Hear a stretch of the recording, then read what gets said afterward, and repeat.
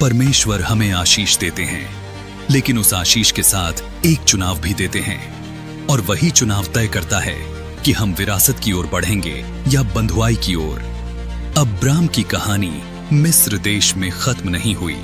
यह तो बस एक शुरुआत है, क्योंकि जब परमेश्वर किसी मनुष्य को चुनते हैं तो उसकी जिंदगी में शांति भी आती है और युद्ध भी। यह कहानी है वापसी की, वेदी की, एक दर्द भरे अलगाव की, और उस प्रेम की जो तलवार उठा लेता है।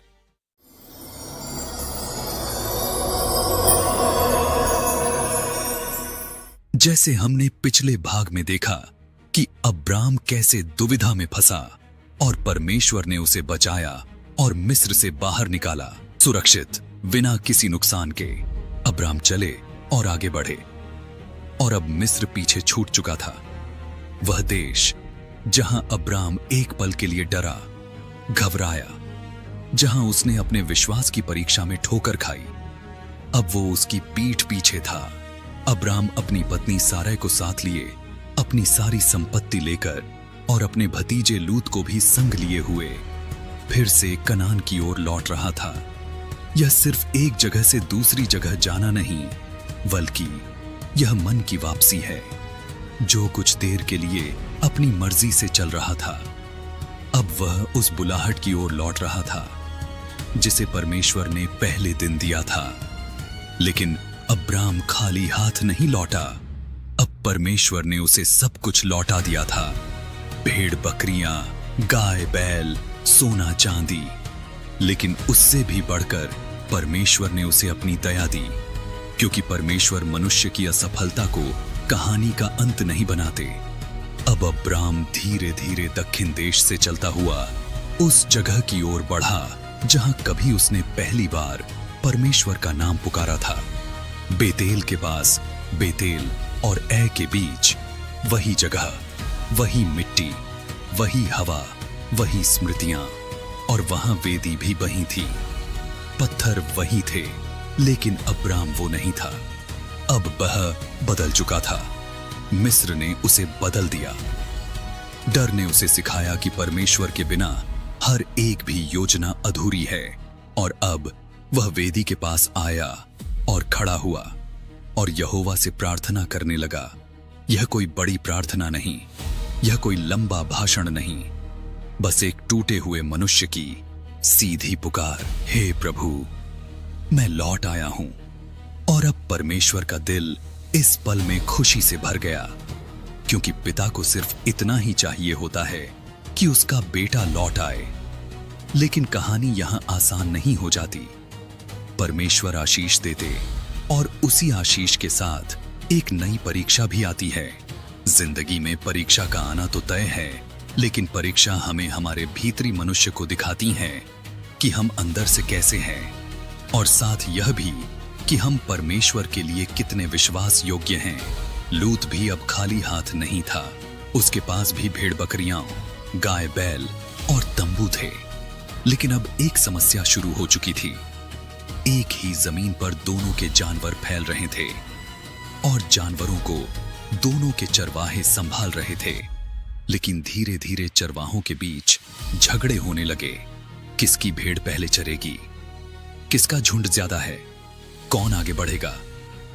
कनानी और परिज्जी लोग चारों ओर मौजूद थे, जो पहले से ही वहां रह रहे थे।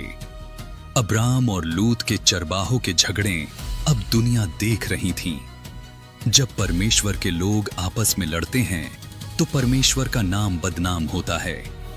लेकिन अब्राम ने यह सब होता हुआ देखकर फैसला लिया कि अब हमें अलग हो जाना चाहिए। यह एक अच्छा फैसला है, रोज के झगड़ों से छुटकारा पाने का बेहतर चुनाव। अब अब्राम आगे बढ़ा। वह चुप रह सकता था।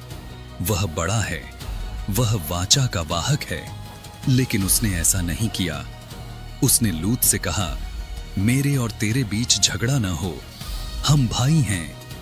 यह शब्द सिर्फ लूत के लिए नहीं थे, यह आज भी हम सब के लिए हैं। जिंदगी में फैसला परमेश्वर की इच्छा के अनुसार होना जरूरी है।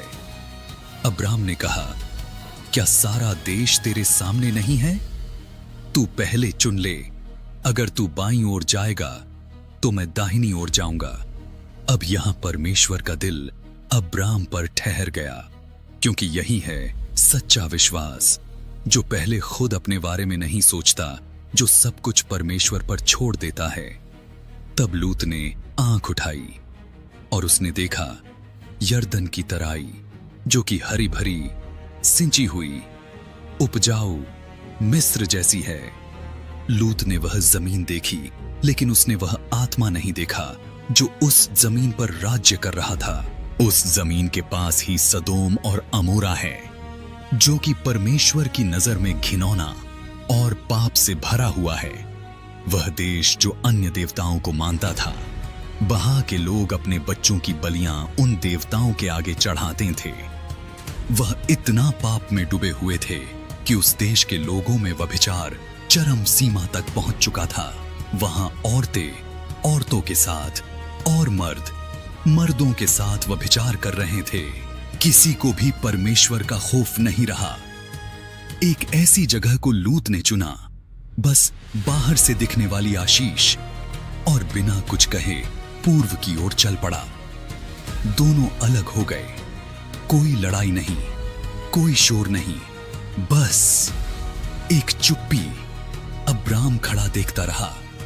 धूल उड़ रही थी और लूत अब्राम से दूर चला जा रहा था, और परमेश्वर यह सब होता हुआ देख रहे थे। परमेश्वर का दिल अब्राम की ओर था, क्योंकि जिसने अपना सब कुछ छोड़ दिया, अब वही विरासत पाने वाला था। अब्राम कनान देश में ठहरे रहा। वह उसी भूमि में रहा जहां परमेश्वर ने उसे बुलाया। इस जमीन में कोई चमक नहीं, कोई दिखावटी हरियाली नहीं, बस परमेश्वर का वादा। दूसरी ओर लूत था। लूत ने तराई के नगरों में रहना शुरू कर दिया। उसने अपना तंबू सदोम के निकट खड़ा किया। वह सदोम के भीतर नहीं गया, लेकिन वह इतना पास आ गया कि उस देश की हवा, उसकी सोच, उसकी संस्कृति धीरे धीरे लूत के जीवन में घुलने लगी। और बाइबल साफ कहती है, सदोम के लोग यहोवा की दृष्टि में बड़े दुष्ट और पापी थे। परमेश्वर सदोम को जानते थे और परमेश्वर लूत को भी जानते थे। यहां परमेश्वर का दिल दर्द से भरा था, क्योंकि लूत बुरा नहीं था, लेकिन वह गलत जगह पर खड़ा हो रहा था। अक्सर जीवन में गिरावट एक कदम में नहीं आती, वह धीरे धीरे आती है। पहले पास जाना, फिर समझौता, और फिर फंस जाना। लूत ने तंबू लगाया, पर उसने आत्मा का तंबू सुरक्षित नहीं रखा। और अब एक बहुत पवित्र पल आता है, जब लूत पूरी तरह अब्राम से अलग हो गया। तब यहोवा ने अब्राम से बात की। ध्यान दीजिए, जब तक लूत साथ था, परमेश्वर चुप थे। जैसे ही अलगाव पूरा हुआ, स्वर्ग खुल गया। इसलिए बाइबल हमें बार बार चेतावनी देती है कि अपने आप को इस दुनिया से अलग करो, ताकि परमेश्वर तुमसे बात कर सके।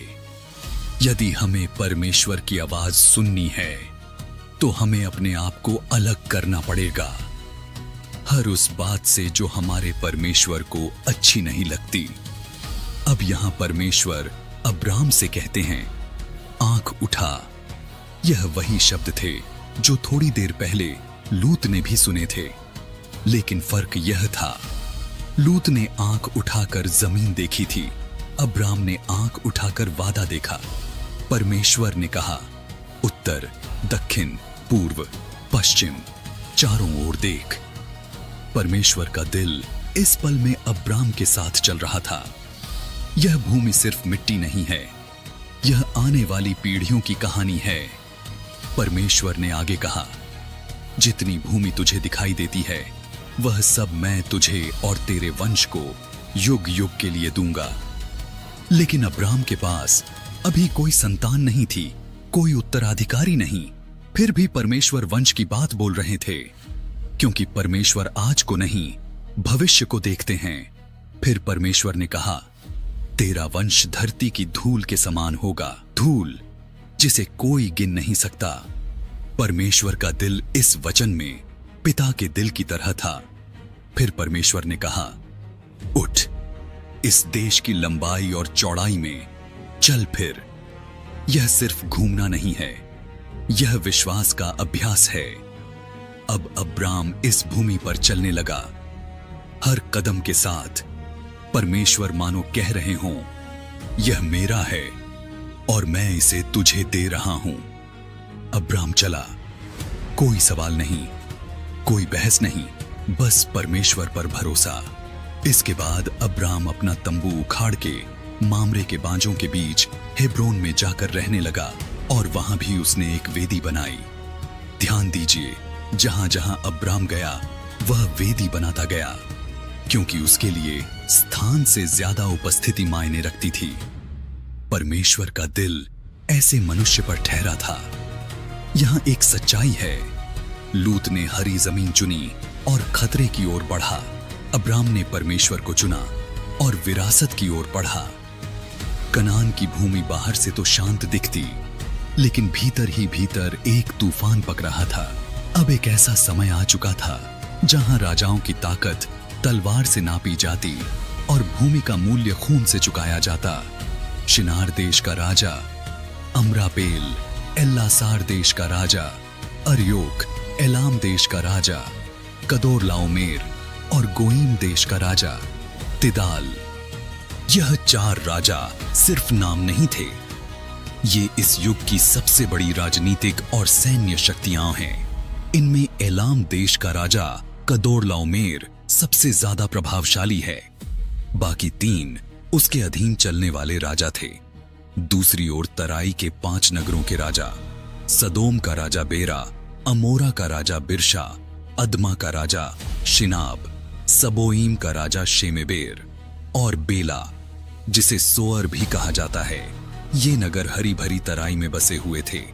इन नगरों में व्यापार, धन, संसाधन सब कुछ था, लेकिन साथ ही घमंड से भरे हुए थे। 12 वर्षों तक ये 5 राजा कदोरलाओमेर के अधीन रहे, कर देते थे और झुककर रहते थे। पर 13वें वर्ष उन्होंने विद्रोह कर दिया और एक जंग छेड़ दी। उन्होंने सोचा, अब बहुत हो गया, हम आजाद रहेंगे। लेकिन वे यह भूल गए कि यह लड़ाई सिर्फ राजाओं की नहीं, यह लड़ाई परमेश्वर की योजना से टकराने वाली थी। 14वें वर्ष कदोरलाओमेर चुप नहीं बैठा। वह उठा और उसके साथ उठे अमरापेल, अर्योक और तिदाल। चारों राजा एक उद्देश्य और पूरी ताकत के साथ एक एक करके रास्ते में पड़ने वाली जातियों नगरों को रौंदते चले गए। रपाई, जूजी, एमी, होरी, जो भी नगर सामने आया हारता चला गया। यह किसी एक नगर का युद्ध नहीं, यह एक सेना अभियान था। धरती कांपने लगी, धूल आसमान में उठने लगी और मौत हर कदम पर चल रही थी। वह लड़ते लड़ते अब सिद्दीम की तराई में पहुंचे, वही तराई जहां लूत ने हरी जमीन देखकर अपना तंबू लगाया हुआ था। अब 5 नगरों के राजा एक साथ इकट्ठे हुए। उन्होंने सोचा, हम मिलकर लड़ेंगे। सदोम की तराई युद्ध भूमि बन गई, लेकिन उस तराई में लसार मिट्टी के बहुत गड्ढे थे। ऐसे गड्ढे जो बाहर से दिखाई नहीं देते, लेकिन भीतर मौत छुपाए बैठे थे। युद्ध छिड़ते ही अफरा तफरी मच गई। सदोम और अमोरा के राजा भागते भागते उन्हीं गड्ढों में गिर पड़े। जो बचे वे पहाड़ों की ओर भाग गए। जे हार सिर्फ युद्ध की नहीं, जे हार घमंड और अधर्म की हो रही थी। परमेश्वर से दूर जीवन जीने की हार। और इस युद्ध ने अब एक और नया मोड़ ले लिया, क्योंकि इस हार की आग अब उस घर तक पहुंच चुकी थी जहां लूत रहता था। और जहां लूत होगा वहां अब्राहम का दिल भी जुड़ा हुआ होगा। अब यह सब कुछ जो हो रहा था, परमेश्वर सब देख रहे थे। राजाओं की चालें, युद्ध की आग और उस भतीजे को जो धीरे धीरे सदोम के जाल में फंसता चला जा रहा था। अब उन चारों राजाओं ने सदोम और अमोरा को लूटा। उनका धन, सोना, चांदी सब कुछ लुट कर ले गए। और साथ ही उस देश के सब लोगों को और लुत को उसके परिवार को भी बांधकर साथ ले गए। अब युद्ध थम चुका था। सिद्दीम की तराई में अब चारों तरफ सिर्फ धुआं ही धुआं था। टूटे हुए तंबू और बिखरा हुआ सामान पड़ा था। चारों राजा सदोम और अमोरा का सारा धन और भोजन की सारी वस्तुएं लूटकर ले जा चुके थे। अब अब्राम का भतीजा लूत भी उनके साथ है। वह लूत जिसने हरी भरी तराई चुनी, जो पहले सदोम के पास रहा और अब सदोम में रहने लगा था। अब वह सिर्फ गलत जगह पर नहीं था, वह बंधुआ बन चुका था। परमेश्वर का दिल इस दृश्य को देखकर खामोश नहीं रहा, क्योंकि परमेश्वर देख रहे थे कि एक गलत चुनाव कैसे जंजीरों में बदल गया। फिर उनमें से एक आदमी जो किसी तरह युद्ध से बच निकला और भागता हुआ आया, उसके पैर धूल से भरे हुए थे और आंखों में डर झलक रहा था और आवाज में एक घबराहट थी। वह पहुंचा इब्री अब्राम के पास। अब्राम तो ममरे के बांज वृक्षों के बीच रहता था, जहां शांति, परमेश्वर की वेदी और परमेश्वर की उपस्थिति है। अब यह आदमी जो बचकर भाग आया था, अब्राम को सब कुछ बताया और कहा, लूत भी बंधुआ बन गया है। जैसे ही अब्राम ने यह खबर सुनी, एक पल के लिए मानो सब कुछ थम सा गया। अब्राम ने कोई सवाल नहीं किया, कोई शिकायत नहीं की, यह तक नहीं कहा कि मैंने पहले ही कहा था उस देश में मत जा। सच्चा प्रेम हिसाब नहीं लगाता। परमेश्वर का दिल अब्राम के इस मौन में धड़क रहा था। अब्राम उठा। यह वही अब्राम है जो लड़ाई से बचता आया है, जो शांति पसंद आदमी है, जो वेदी बनाने वाला और परमेश्वर से प्रार्थना करने वाला व्यक्ति है। लेकिन अब परिस्थिति बदल चुकी थी। अब्राम ने अपने घर में जन्मे 318 प्रशिक्षित दासों को बुलाया। ये साधारण सेवक नहीं थे, ये एक परिवार जैसे थे। उन्होंने हथियार उठाए और अब्राम ने दुश्मन का पीछा किया, दान तक। परमेश्वर का दिल इस यात्रा में अब्राम के साथ चलता रहा, क्योंकि यह युद्ध जमीन के लिए नहीं, रिश्ते के लिए था। रात का समय, चारों ओर अंधेरा और अब्राम 318 शिक्षित युद्ध कौशल में निपुण दासों को लेकर चल पड़ा। दुश्मन निश्चिंत थे और आनंद मना रहे थे। उन्हें लगा कोई उनका पीछा नहीं करेगा, लेकिन वे भूल गए थे कि जब परमेश्वर किसी के साथ होता है तो संख्या मायने नहीं रखती। अब्राम ने अपने दासों को अलग अलग दलों में बांटा और अचानक रात में हमला हुआ। अफरा तफरी मच गई। चारों राजा जो कल तक विजेता थे, अब भाग रहे थे। यह एक अनोखी बात है। अब्राम एक ऐसी युद्ध की सेना को मार भगा रहा था जो किसी भी बड़ी सेना से हारे नहीं थे। इतनी बड़ी युद्ध की सेना सिर्फ 318 लोगों से हार गई, जिन्होंने कभी भी युद्ध नहीं किया था। बाइबल बताती है, यदि युद्ध यहोवा का हो तो कौन उससे जीत सकता है। अब्राम ने होबा तक उनका पीछा किया, दमिश्क की उत्तर दिशा में, और उनको मार भगाया और अब्राम की जीत हुई। लेकिन यह जीत तलवार की नहीं थी, यह जीत थी विश्वास की। अब्राम सब कुछ वापस ले आया। लूत, उसका धन, स्त्रियां, बंधुए और सारी संपत्ति। जो खोया था वह सब लौटा लाया। परमेश्वर का दिल इस दृश्य में खुशी से भर गया, क्योंकि परमेश्वर बंधनों को तोड़ने वाला परमेश्वर है। जब अब्राम वापस लौट रहा था, तब दो राजा उससे मिलने आए। एक था सदोम का राजा, दूसरा था शालेम का राजा। मेलकीसेदेक, जो परम प्रधान परमेश्वर का याजक था, वह रोटी और दाख मधु लेकर आया। यह कोई साधारण स्वागत नहीं, यह एक शांति का संकेत और अनुग्रह का चिन्ह था। मेलकीसेदेक ने अब्राम को आशीष दी। परम प्रधान ईश्वर की ओर से तू धन्य हो, और धन्य है वह परमेश्वर जिसने तेरे शत्रुओं को तेरे वश में कर दिया। अब्राम ने कुछ भी कहे बिना सबका दशमांश उसे दे दिया, क्योंकि अब्राम जानता है यह जीत मेरी नहीं, यह परमेश्वर की है। फिर सदोम का राजा बोला, लोग मुझे दे दे, धन तू I रख swear by the ले। Lord God the लेकिन Most High, अब्राम ने I सिर will उठाकर take कहा, nothing that is yours. मैं परम प्रधान परमेश्वर यहोवा की शपथ खाता हूं, मैं तेरा कुछ भी नहीं लूंगा, न सूत न जूते का बंधन, ताकि तू यह न कह सके कि अब्राम मेरे कारण धनी हुआ। परमेश्वर का दिल इस जवाब पर आनंदित हुआ, क्योंकि अब्राम जानता था जिसे परमेश्वर से मिलता हो उसे मनुष्य से लेने की जरूरत नहीं होती। अब्राम ने सिर्फ उतना ही लिया जितना उसके साथ गए लोगों का अधिकार था, क्योंकि सच्चा विश्वास दूसरों के हक को नहीं छीनता। यह कहानी यहां खत्म नहीं होती, क्योंकि अब्राम सिर्फ युद्ध जीतने वाला नहीं था, वह एक विरासत लेकर चल रहा था, और परमेश्वर उस विरासत को पीढ़ियों तक ले जाने वाले थे। अब्राहम की कहानी जारी रहेगी, क्योंकि युद्ध के बाद एक और बड़ी परीक्षा आने वाली है। एक रात, एक दर्शन और एक वाचा जो पीढ़ियों को बदल देगी। यह था अब्राहम की कहानी का भाग 2, और भाग 3 में हम देखेंगे परमेश्वर कैसे एक मनुष्य से अनंत वाचा बांधते हैं। इस यात्रा को आगे देखने के लिए ग्लोरी टू जीसस चैनल को लाइक, सब्सक्राइब और शेयर जरूर करें। बेल आइकन दबाएं ताकि परमेश्वर का हर संदेश आप तक पहुंचता रहे। प्रभु आप सबको आशीष दें। सभी को जय मसीह की।